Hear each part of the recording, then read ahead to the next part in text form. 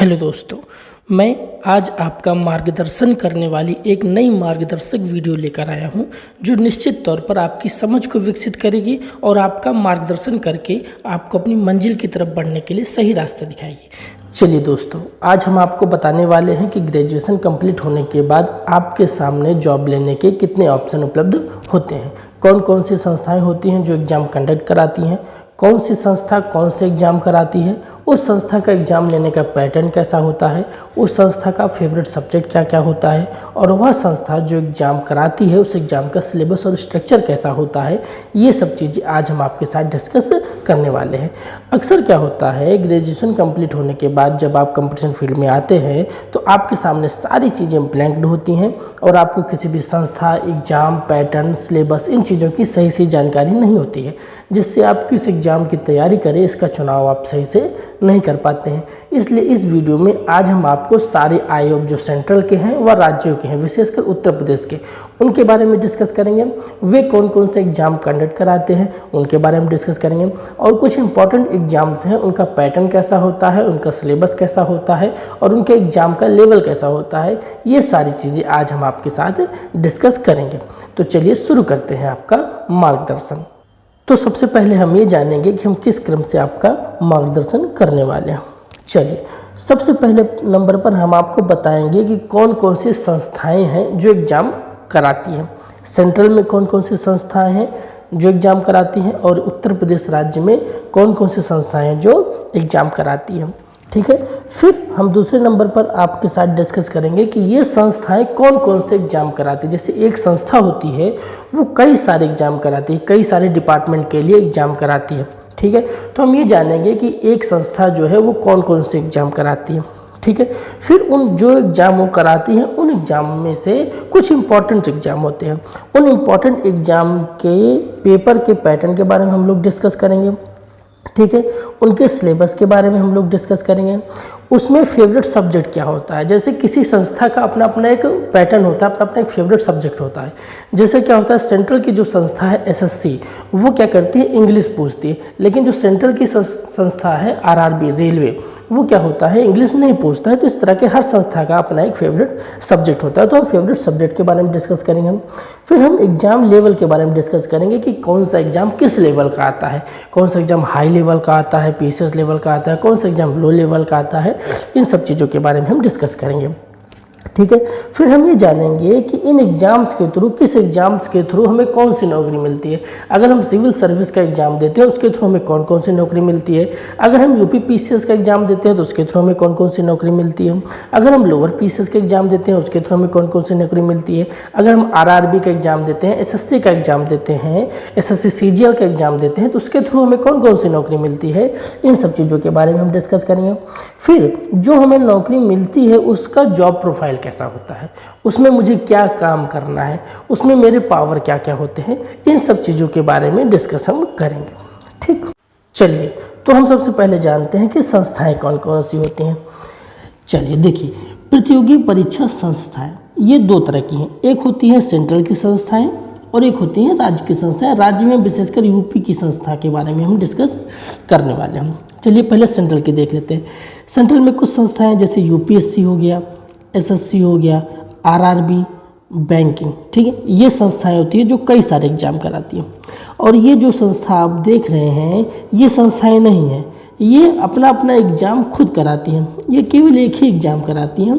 ठीक है, ये अपना अपने डिपार्टमेंट का अपना अपना एग्ज़ाम कराते हैं, उनकी वैकेंसी समय समय पर आती रहती है। लेकिन ये जो संस्था है ये जो है कई सारे एग्ज़ाम कराती हैं। ठीक है, ये कई सारे डिपार्टमेंट के लिए एग्ज़ाम कराती हैं, तो इनकी वैकेंसी आपको हर साल लगभग देखने को मिल जाती है।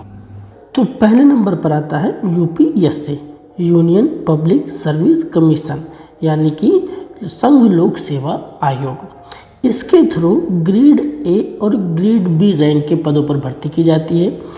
यूपीएससी एक संवैधानिक संस्था है जिसके गठन के बारे में संविधान में कहा गया है। ठीक, इसके थ्रू बड़े बड़े पदों के एग्ज़ाम होते हैं जैसे IAS, IPS, Indian forest service, NDA, CDS, इन सब के एग्ज़ाम जो होता है वो यूपीएससी कराता है। ठीक, इसकी वैकेंसी जो है आपको हर साल देखने को मिलेगी। दूसरे नंबर पर आता है एसएससी। इसका फुल फॉर्म होता है स्टाफ सिलेक्शन कमीशन, यानी कि कर्मचारी चयन आयोग। इसके through grade A, grade B और ग्रेड सी तीनों पदों पर भर्ती की जाती है। इसके थ्रू वैकेंसी आपको हर साल देखने को मिल जाएगी, कभी एसएससी सीजीएल के रूप में, कभी सीएचएसएल, कभी सीपीओ और कभी जेई के रूप में आपको वैकेंसी देखने को मिल जाएगी। तीसरे नंबर पर आता है आरआरबी। इसका फुल फॉर्म होता है रेलवे रिक्रूटमेंट बोर्ड, यानी रेलवे भर्ती बोर्ड। इसके थ्रू रेलवे में नौकरी मिलती है। इसकी जो वैकेंसी होती है वो आपको 2 से 4 साल में सरकारी अनुकंपा पर देखने को मिलेगी जब चुनावी समय होता है। ठीक है, इसके थ्रू कौन कौन से नौकरियां निकलती हैं, जैसे असिस्टेंट लोको पायलट की हो जाती हैं, ग्रुप डी की नौकरी निकलती है, एनटीपीसी के थ्रू कई सारे जैसे टिकट कलेक्टर हो गए, इन सब की नौकरी निकलती है, आरआरबी जेई की नौकरी निकलती है। ये सारी वैकेंसी इसके थ्रू आती हैं। फिर चौथे नंबर पर आ जाता है बैंकिंग सेक्टर। इसमें क्या होता है कि कुछ बैंक अपना एग्ज़ाम कराती हैं, जैसे एसबीआई अपना एग्ज़ाम खुद कराता है, एसबीआई पीओ का, एसबीआई क्लर्क का, ये अपना एग्ज़ाम खुद कराती है। और कुछ संस्था होती हैं जो कई सारे बैंकों का कंबाइंड एग्ज़ाम कराती है, जैसे आईबीपीएस जो होती है कई सारे बैंकों के लिए एग्ज़ाम कराती है। आईबीपीएस का फुल फॉर्म होता है institute of banking personal selection. ठीक, आईबीपीएस के थ्रू ही पीओ का वैकेंसी निकलती है, क्लर्क की वैकेंसी निकलती है। ये सारी वैकेंसी कई सारे बैंकों का मिलाकर कंबाइंड रूप से आईबीपीएस कराता है। अब हम स्टेट की यूपी की संस्था के बारे में देख लेते हैं। तो पहले नंबर पर आता है यूपीपीएससी।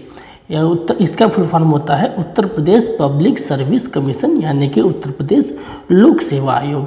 ये जो होता है ग्रेड ए और ग्रेड बी पदों पर भर्ती कराता है। ठीक, राज्य स्तर के सबसे हाईएस्ट पद जो होते हैं, जैसे एसडीएम हो गया, डीएसपी हो गया, और सारे जो पद होते हैं ये जो है यूपीपीसीएस प्री मेंस इसके तहत इसकी भर्ती की जाती है। ठीक है, इसके थ्रू वैकेंसी आपको हर साल देखने को मिल जाएगी। जैसे इसके थ्रू यूपीपीसीएस की वैकेंसी आती है, एलटी ग्रेड टीचर की वैकेंसी आती है, बीईओ बेसिक शिक्षा अधिकारी की वैकेंसी आती है, कई सारी वैकेंसी इसकी आती हैं। इन सब वैकेंसियों के बारे में हम आगे आपके साथ डिटेल में चर्चा करें। दूसरे नंबर पर आता है UP triple SC, Uttar Pradesh सब ऑर्डिनेट सर्विस सिलेक्शन कमीशन, यानी कि उत्तर प्रदेश अधीनस्थ सेवा चयन आयोग। इसके थ्रू जो होता है वो ग्रुप सी पदों पर भर्ती की जाती है।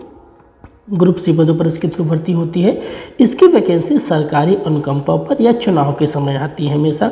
ठीक है, इससे जो वैकेंसियां आती हैं वो लोअर पीसीएस हो जाती है, मंडी परिषद वैकेंसी आती है। इस तरह की कई सारी वैकेंसियां आती हैं जो ग्रुप सी की होती हैं। ठीक है, वीडियो की वैकेंसी आती है, लेखपाल की वैकेंसी आती है। ये सारी जो वैकेंसियां होती हैं वो यूपी ट्रिपल एससी कराता है।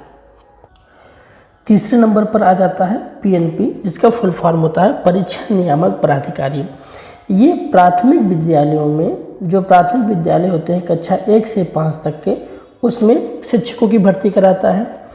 पीएनपी जो होता है वो डीएलएड का कोर्स होता है। प्राथमिक विद्यालय में अध्यापक बनने के लिए आपको 2 साल का डीएलएड का कोर्स करना पड़ता है, ये कोर्स कराता है।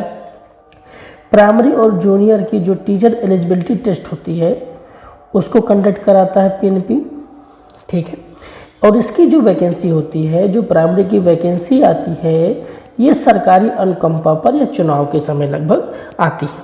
ठीक है, फिर चौथे नंबर पर आ जाता है उत्तर प्रदेश माध्यमिक शिक्षा सेवा चयन बोर्ड। इसके थ्रू जो वैकेंसी होती है वो टीजीटी की वैकेंसी आती है, जो क्लास 9 और 10th के टीचर के लिए होती है, और पीजीटी की वैकेंसी आती है जो क्लास 11th और 12th के टीचर के लिए होती है। ठीक है, इसके थ्रू जो वैकेंसी होती हैं वो भी आपको चुनाव के समय या सरकार की जब मर्जी होगी तब देखने को मिलेंगी। हर साल इसकी वैकेंसी नहीं आती है। ठीक, 5वें नंबर पर आ जाता है उत्तर प्रदेश पुलिस भर्ती एवं प्रोन्नति बोर्ड। इसकी वैकेंसी भी जो है वो सरकार की मर्जी से ही आती है। जब चुनाव का समय होता है इन सब वैकेंसियों की बारी तभी आती है। ठीक है, इसके थ्रू आपको कांस्टेबल की भर्ती देखने को मिल जाएगी यूपी में, यूपीएसआई की वैकेंसी देखने को मिल जाएगी। लेकिन ये सारी वैकेंसियाँ जो जब चुनाव होता है तभी आती है, हर साल इनकी वैकेंसी नहीं आती है। ठीक, अब ये जो अदर वाली हैं इनमें यूपीपीसीएल, हाई कोर्ट, आरओ, सचिवालय, इस तरह की कई सारी जो वैकेंसियां होती हैं ये कोई संस्थान नहीं होते हैं, ये अलग अलग डिपार्टमेंट हैं जो अपना एग्ज़ाम खुद करा के अपनी भर्ती को पूरी करते हैं। तो आपको लगभग हर साल कोई ना कोई वैकेंसी इन सब में देखने को मिल जाती है। ठीक, तो ये थी सेंट्रल और स्टेट यूपी की सारे संस्थान जो एग्ज़ाम कंडक्ट कराते हैं। अब धीरे धीरे हम पार्ट वाइज वीडियो लाएंगे जिसमें आपको सेंट्रल के जो जो संस्थान है जैसे यूपीएससी है, एसएससी है, आरआरबी है, ये सब कौन कौन सा पेपर कराते हैं, उन पेपर का पैटर्न क्या होता है, सिलेबस क्या होता है, नेक्स्ट वीडियो में इसको डिस्कस करेंगे। इसी तरह जो यूपी स्टेट के संस्थान है, UP PSC, UP triple SC, PNP, ये सब कौन कौन से पेपर कराते हैं, उनका सिलेबस, पैटर्न, एक एक वीडियो में इसको धीरे धीरे पार्ट वाइज क्रम में लाते रहेंगे। ठीक, तो नेक्स्ट वीडियो में हम यूपीएससी के बारे में डिटेल में चर्चा करेंगे। उम्मीद है आपको ये चीज़ें समझ में आई होंगी। अगर आपको कंपटीशन एग्ज़ाम की तैयारी के दौरान गाइडेंस की ज़रूरत महसूस हो रही हो या करियर गाइडेंस की ज़रूरत महसूस हो या प्रिपरेशन के दौरान स्टडी से रिलेटेड कोई समस्या हो आपको, तो आप हमें एक मार्गदर्शक के रूप में अपना सकते हैं। हमने इस चैनल को सिर्फ आपका मार्गदर्शन करने के लिए, आपको गाइड करने के लिए, आपकी स्टडी से रिलेटेड जो भी समस्याएँ हों उनको सॉल्व करने के लिए बनाया हुआ है। तो आप हमसे ज़रूर जुड़ सकते हैं। धन्यवाद।